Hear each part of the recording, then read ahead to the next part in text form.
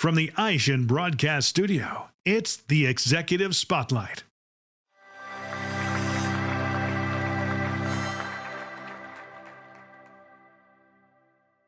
Welcome to the Auto Success Executive Spotlight. I'm your host, Brian Ankney. Today, my guest is Jon Lamb from Coverage in a Click. Welcome, Jon. Thank you.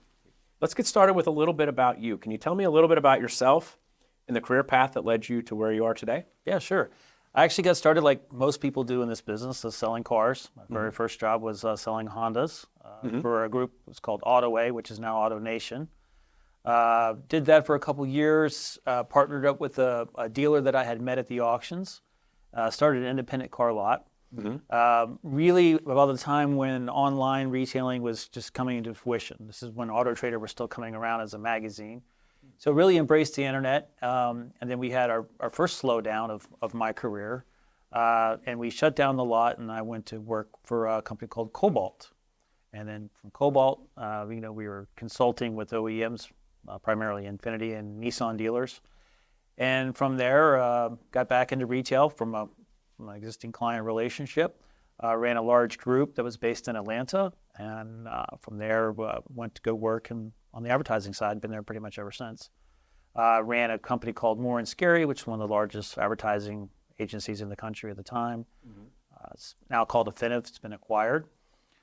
Did that for a couple of years. I worked for Grant Cardone. Everyone knows Grant Cardone. And then most recently, I was the CEO of a finance company. We did used car leasing.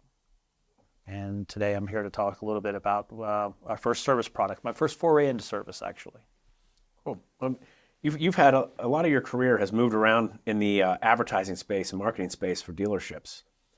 Can you why do you think it is that there's such a disparity between the amount of focus that goes on to marketing the front end of the dealership, sales, versus the back end of the dealership, service and fixed ops? Yeah, I think a lot of it has to do with, vendors chase the budget, right? There's a larger budget in the front, and there's obviously co-op, which offsets some of the expense of advertising for dealers. And it's, dealers still believe, and I think most people believe, you have to sell cars to stay in business, right? It's units in operation. It makes sense. You have to retail cars. And I actually think that because the budget's there, there's more focus there, there's more technology there. And it's an easier part of the business to understand. It might not sound the best when people hear me say that out loud, but, fixed is difficult. Variable, you kind of stock the cars, and I get there's more to it than just stocking cars and merchandising. But, fixed is a different animal. And they have different budgets, obviously, and they have different objectives, and it's just more intricate. So I think people focus on the front where it's like, hey, I'm going to get a good price. It's easy to retail the car. It's easy to do the digital advertising. Everything's geared for it. So when you start to talk to dealerships about, hey, let's go back and market for service, there's still a lot of traditional approach to that versus a digital approach. And I just think vendors chase the budget, and people who work in dealerships feel more comfortable with variable because that's where they came up from. And everything that they've learned about advertising is skewed to variable.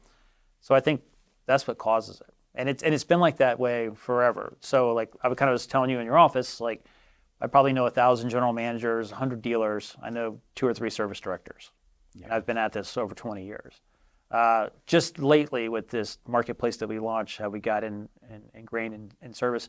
And quite frankly, it took us a year to build the app itself, the marketplace. But it took me 3 solid months of sitting in service departments to try to figure out, how do we make it better? Yeah. How do we sell things on the drop? How are they doing it now? What's broken? What's not broken?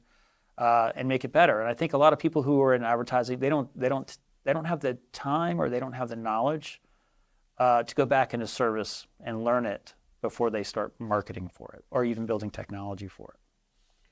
Yeah, as a customer that buys a car, you look at a dealership as one unit, but it's, like you said, it's really unfortunate that the service department and the sales department are so separated.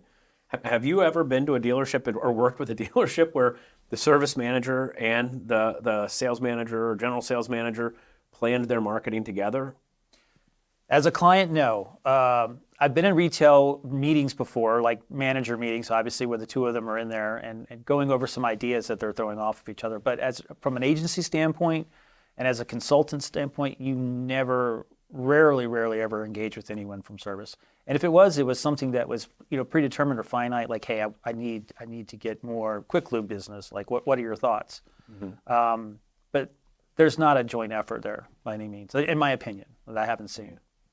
I want to shift gears for a minute. I mean, interest rates, the economy, there's a million reasons. We don't need to go over those, but dealerships are looking for new ways to add incremental revenue. Like what opportunities do you see out there for dealerships to add incremental revenue without a huge capital expenditure? Yeah, in my opinion, there's two still untouched. One is finance. We talked about that earlier, and I think there's some people doing some incredible things in the F&I departments. And the other is basically getting service. I mean, I think service departments, for the most part, are incredibly efficient versus the past. There's a lot of technology that assists the service director and anyone else in service to run the department very efficiently. But what service lacks is just taking the digitization that Variable's gone through. There's ways to digitize service and take it out and try to scale it up, especially like from the service drive perspective. And I think that's one of the last untouched places. And then, of course, F&I. I mean, we're seeing embedded insurance. People are really kind of branching out. Some of the more aggressive dealers are forming leasing companies or acting as a captive. And since we've launched this product, we're getting out into service. It's welcomed. I've gotten pushback on a lot of products that I've either built myself or represented in the past. And I'm not really up doing that. I already have somebody doing that. But when you start to go back in service and you sit down with the service director and say, hey, we're going to digitize this process, but you don't have to change anything. You just have to join a marketplace. You have to think about like, hey, I need to get these customers online where they are. Service directors, they really welcome that because they don't have time to change their processes. Like we talked about, they're incredibly busy. They're not going to sit down and go over an AdWords campaign with someone. Yeah. They're just not geared that way, right? So you have to build things that cater specifically to them and that make sense to them. And if you do so, then services are really an untapped segment of the store, right? The business unit itself really needs a lot of help from a digital transformation standpoint. Mm-hmm. Well, like on your marketplace, in the service department, what are they selling? I mean, what are they selling? Well, you can sell everything on a marketplace. Primarily what we're selling now are F&I products, and also and services, just like in the F&I office. So you do have some customers who will purchase a vehicle service contract off the drive. Mm-hmm. But primarily, I think what a lot of people or our experience have been is it's ancillary products. So it's the key replacement product. It's a battery replacement product, tire and wheel. Prepaid maintenance is another one that does very well in there. And anything that I would say anything that a customer thinks of that they've either just recently replaced or recently repaired, and the cost of it took them back for a second. Mm-hmm. As we were talking earlier, changing a battery is not like it used to be. It's quite expensive on a lot of these models. You'd be surprised. We see the tickets come in on a battery replacement, and some of them $500-$600, and 4 hours in the shop. And keys are not like they used to be. Keys are $400 or $500. In the customer's mind, he's still thinking, hey, if I'm going to go buy a key from the dealership, I'm just going to rock back there real quick, and they're going to hand me one. We know that's not the case anymore. They got to be programmed, and when they see the sticker shock, they think to themselves, I wish I would have had some sort of protection product or a replacement product, when I bought the car. But overwhelmingly, the majority of customers do not buy products when they're in F&I. A good dealership, maybe 30, 40, maybe 45% penetration on ancillaries and vehicle service contracts. So there's a lot of untapped opportunities that are back in the service drive every day. And in addition to that, the overwhelming majority of the customers that are in your service department they're conquest customers as well. They didn't buy the car from you. So you don't know what protection products if they have any at all. So there's a lot of opportunity to offer up products at point of sale. Presented from the Aishin Broadcast Studio at Babcock's Media. Interesting. So you can sell them anything on the marketplace. I mean, it's every product you sell in F&I, mm-hmm. From service contract through maintenance, through keys and tires and everything else. What about like parts or accessories or clothing? All the things that are sold in the parts department lobby. Are those things available on there too? We could certainly put them on there, but I think what what our marketplace is geared towards is selling products at when the customer comes in for service, right? So they just replaced an item and they, like I said, the sticker shock hits them and they're like, oh, for $99 a month, I can have prepaid maintenance on my car or whatever it might be if they choose to finance. I think that's what has the most success. We have one dealer who has accessories on there, aftermarket like accessories, but we haven't had anybody ask to put parts on there. Okay. I think parts is more of a wholesale website or a wholesale marketplace. I think that'd be better for parts. But our app specifically is designed for the mobile first customer, right? We want them to be able to buy in a digital environment just like they buy everything else. Like you can buy a protection product for your car in under 2 minutes, use all your digital wallets, store it on your phone. That's not something that you're going to do for a part. And everything is based upon VIN. So like parts and parts catalogs incredibly complicated to render online. I gotcha. Well, and I guess the opportunity exists greater. I mean, the person's pain point is because they just had a massive repair or a key replacement, and those products tend to be much more profitable too. So yeah, absolutely. Yeah, it's a good. If you're a service department, it's a good way to do. It's accretive revenue. I mean, it really is. And there's not the capex that you talked about. Like, hey, how can I drive revenue from what I'm doing currently, my footprint? Well, the only way you're going to do that is to either bring more people in, obviously, but that's costly, or you have to maximize every interaction with the customer. But you have to do it in a way that's systemic to what you're already trying to, or you already have in place at the service department. If you go to a service department and you say, hey, go and change all your F&I products and go from protective to assurant, it's never going to happen, right? The service director doesn't have time to convince the general manager, and there's a deeper connection between product provider and then the dealer than most people realize, right? So you have to build something that's going to work with their products. Most service directors have a really defined process, and they believe in their process, and they enforce their process. So if you ask them to change their process, you're not going to get any traction. Yeah. So whatever you build, it needs to be systemic. It has to be their products, and you have to make sure that their understanding is they're still their customers. So there's a lot of people who try to work with service departments and sell things post-transaction or post-service visit, but they're really high touch. A lot of phone calls, a lot of emails. And we've all heard that, hey, I'm trying to contact you about your customer, your extended warranty for your car and things like that. It's a joke now. But a lot of dealers are apprehensive about a third party contacting their customers, even if it's on behalf of the dealership, because they're not quite sure what that experience is going to be. Is it going to be consistent every time? Are the customers ever going to engage? So what we built was, hey, low friction, pass it to the customer, QR code, as we talked about. Customer scans it and they go and buy whatever they want. Whenever they feel like they need something, and that's really what customers are looking for in service. If you try to take a service advisor and turn them into a salesman, you're going to fail. If you try to get them to integrate into their technology stack, it's never going to get any traction.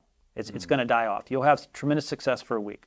So you have to build it where it's systemic to what they're doing, and the customer is in control of the process. That's where you get the most success that we found from the service drive. Well, now, how do you introduce the customer to the QR code? You mentioned that all they have to do is scan a QR code and they're there. Where do you introduce them to that? Well, you have point of sale material and all over the service lobby, like when they're waiting by the TV, table toppers, things like that. So we have some people who use like a pull up to talk about the marketplace with a huge QR code. They can just simply scan it. Overwhelming majority of our customers now are using either a sticker or they have pre-printed the QR codes and they're stapling to the RO. When they hand it, when they go to the cashier, swipe the card, they have it there. Don't forget that battery you just bought might have a lifetime warranty on it. Scan the QR code and take a look and see if there's anything that you like. But it's really that casual. Some people don't really say anything. They just staple the QR code and say, hey, a lot of the services that we offer here, you can buy online. And that's the whole end of the discussion. Mm-hmm.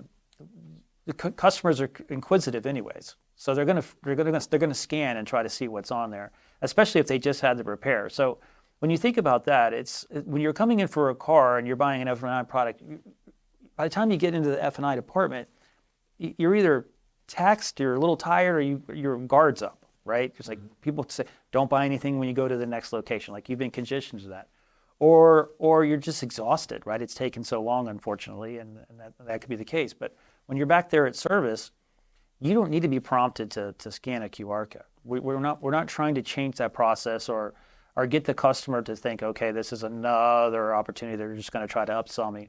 It's actually something that's beneficial to the customer. When you create value on both sides, those are the best transactions, right? You got to create dual value creation is the key to prosperity, right? So when the customer thinks that they're getting something they're really good and it's at an affordable price and it's easy to do, dealership wins, customer wins. I've heard you talk a lot about network effect. Does that exist in a dealership space? Well, network effects are they're complicated but they're simple. Like their simplicity is their allure. But every exponential organization has a network effect. Dealerships, with the amount of revenue that we push through, you would think that they would be able to achieve a network effect. But unfortunately, it's not that way. And the reason is because of the purchasing cycle. But what I try to instill in dealers is the components of a network, like the flywheels of revenue, are things that you really need to focus on. And those are like inventory. Inventory is options. Options is customers, sales. It's a flywheel. It goes around. Same thing in service, right? So you have a service drive, you have the facility, you have the customer to come in, you have the repair, you have the RO. So but what we really kind of lack in service is the options. What's the optionality? What's the additional things that we can push through the pipe to drive more revenue? Customer comes in, they do a repair, you show them a price, they pay for it, they're on their way. There's usually not additional services that are offered at that time. And that's what we mean by like scaling up your revenue, taking your existing process and then just adding other revenue touch points throughout that. And that's why we built the marketplace. And that's why I think I've focused so much on network effects. If you really start to think about, am I getting everything that I can from my store? Overwhelmingly, the people will tell you yes, but then you change one or two processes and the next thing you know, you have a 10% revenue increase. Like that's what I mean by network effects and starting using those principles and start about scaling your existing business. And you do that. The only way to do that as a dealer is to go, heavy into the digital experience, and marketplaces fit that. Well, Jon, thank you for coming in today. Is there anything more you'd like to share with our audience? No, I just really appreciate you having me in, and I love what you're doing for the industry. Give smaller vendors like myself a chance to speak and reach bigger audiences. I really appreciate it. Well, all of the larger vendors in the space were smaller vendors at some time. So yep, that's you're on true. your way. Yep, good point. Thanks for coming. And thank you for taking the time to join us for this Auto Success Executive Spotlight. I'm your host, Brian Ankney. Today, my guest has been Jon Lamb from Coverage in a Click. We hope to see you again on a future episode. This one's Over the Curb and Burning Gas.